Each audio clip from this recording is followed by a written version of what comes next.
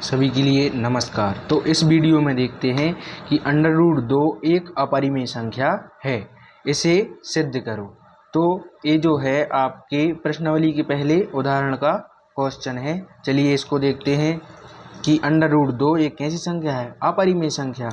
तो सबसे पहले क्या डालेंगे, हल डाल के क्या करेंगे अपन, अंडर रूट 2 यहाँ पे लिखना आप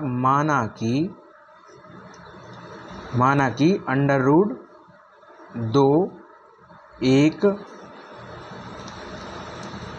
परिमेय संख्या है।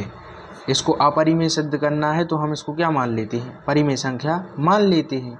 माना कि अंडर रूट 2 एक परिमेय संख्या है, तब क्या होगा, अंडर रूट 2 बराबर क्या होगा, P upon Q. P upon Q होता है, वही संख्या तो होती है जिसे पी अपॉन क्यू के रूप में लिख सकते हैं। अपन ने इसको क्या माना, परिमेय संख्या। परिमेय संख्या क्या होती है, जैसे पी अपॉन क्यू के रूप में लिख सकते हैं, जहाँ पे क्यू बराबर क्या नहीं होता, 0 नहीं होता है। और पी और जो क्यू हैं वो कैसी हैं, पी और क्यू सह अभाज्य संख्याएं हैं। सह अभाज्य मतलब इन दोनों में सह अभाज्य संख्याएं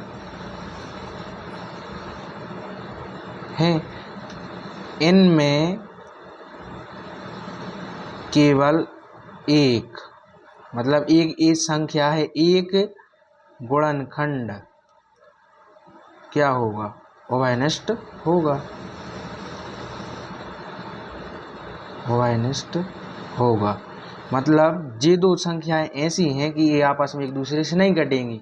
मतलब जैसे हम लिख दें, यहाँ पे क्या लिख दें, आपको उदाहरण में समझाने के लिए 4/5 लिख दें, तो 4/5 में कॉमन क्या है, एक ही है कॉमन, दोनों का गुणनखंड 4 से 5 कट नहीं रही है। तो इस प्रकार से कैसी संख्याएं हैं, सह अभाज्य संख्याएं हैं।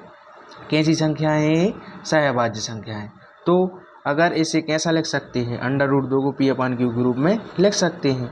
तो यहाँ से अपन क्या करेंगे, पी का मान निकाल लेंगे। तो ये कितना हो जाएगा, क्यू अंडर रूट 2 बराबर पी हो जाएगा। इसको क्या कर दें अपन, वर्ग करने पर, इसका क्या कर दें, वर्ग करने पर, इसका वर्ग करेंगे तो ये कितना हो गया, ये हो गया क्यू स्क्वायर। ये रूट से स्क्वायर क्या होता है कट जाता है, और ये क्या हो जाएगा, पी स्क्वायर। या इसको 2q स्क्वायर बराबर पी स्क्वायर, ये आ गया। इसका मतलब क्या है, 2 जो है वो काय को, पी स्क्वायर को विभाजित करता है। किसको, 2 अगर नीचे चला जाएगा तो क्यू स्क्वायर को क्या करेगा, विभाजित करेगा। अगर 2 जो है क्यू मतलब पी स्क्वायर को विभाजित करता है, तो 2 जो है पी को भी क्या करेगा, पी को भी विभाजित करेगा। जैसे हम मान लें, क्या मान लें, पी बराबर, तुम कुछ भी ले लो, पी बराबर 4 ले लो, तो पी स्क्वायर बराबर कितना होगा, 16। तो पी स्क्वायर को क्या विभाजित कर रहा है, 2, 2 अट्ठे 16। तो जो 2 है जो काय को, पी को भी क्या करेगा, विभाजित, तो इसको भी तो क्या कर रहा है, विभाजित कर रहा है। तो इस प्रकार से जो ये यहाँ पे अपन को लिखना है। अब इसके बाद क्या लिखोगे, इसके बाद आप पी का मान क्या रख सकते हो, माना कि p बराबर कितना है, 2c है। यहाँ पर जो भी संख्या होगी वो 2 से विभाजित होगी, ठीक है। और c क्या है, c क्या है, कोई संख्या है, c जो है, c एक क्या है, पूर्णांक है, पूर्णांक है। कैसे, जैसे यहाँ पे आया था, ये कितना आया था, 8 आया था, तो इसको क्या लिख सकते हो, 2 इंटू 8, 2c हो गया कि नहीं हो गया, अपॉन में 2, तो इससे कट जाएगा। इस प्रकार से अपन लिख सकते हैं। तो इसको, ये p बराबर कितना आ गया, 2c। इसको समीकरण नाम दे दो 1, इस वाले को समीकरण नाम कितना दे दो, 1 दे दो। तो जो p का मान कहाँ रखने पर, समीकरण 1 में रखने पर, तो ये कितना आ गया, 2q स्क्वायर, और यहाँ पे p की जगह पे क्या रखोगे, 2c का होल स्क्वायर, तो ये कितना आ गया, 2q स्क्वायर, वो कितना हो गया, 2 दूनी 4, c का स्क्वायर, ये क्या हो जाएंगे, कट जाएंगे। दो एकम दो, दो दूनी 4, तो ये क्या हो गया क्यू स्क्वायर और 2c²। देखो अभी जो 2 है काय को विभाजित कर रहा था, पी स्क्वायर को कर रहा था, तो पी को भी कर रहा था।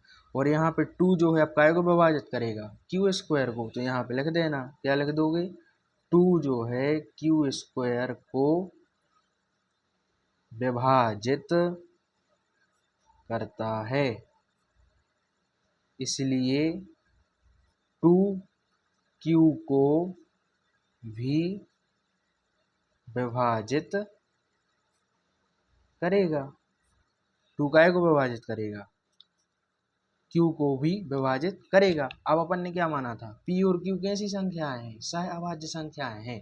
मतलब p और q ऐसी संख्याएं हैं जिनमें केवल कितना गुणनखंड एक ही है उनमें कॉमन। लेकिन यहाँ पे एक और गुणनखंड आ रहा है, क्या आ रहा है, यहाँ पे लिखना, चूंकि पी क्यू कैसी संख्याएं हैं, सह अभाज्य संख्याएं हैं, अतः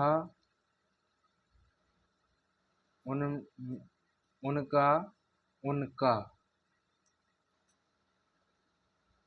केवल एक गुणनखंड, एक, दोनों में कॉमन, दोनों में क्या होगा, कॉमन होगा। लेकिन यहाँ पे क्या आ रहा है, 2 भी काय को विभाजित कर रहा है, p को, और 2 काय को विभाजित कर रहा है, यहाँ पे q को कर रहा है, p को, दोनों को कर रहा है। तो ये क्यों आ गया, क्योंकि हमने गलत मान लिया। आपने क्या गलत मान लिया, आपने मान लिया कि √2 एक परिमेय संख्या है, इसी वजह से इसका एक गुणनखंड एक और क्या आ गया, 2 आ गया। तो यहाँ पे लिख देना आप, गलत विरोधाभास के कारण, गलत विरोधाभास के कारण पी क्यू का एक अन्य गुणनखंड,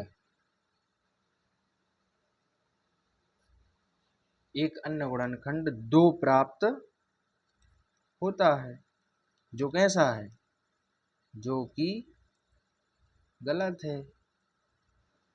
इसीलिए यहाँ पे लिख देना, क्या लिखोगे, इसीलिए √2 एक अपरिमेय संख्या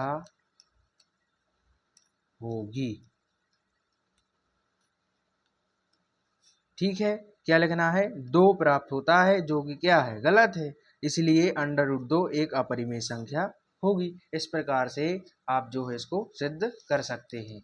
जो √2 है वो कैसी संख्या है, एक अपरिमेय संख्या है।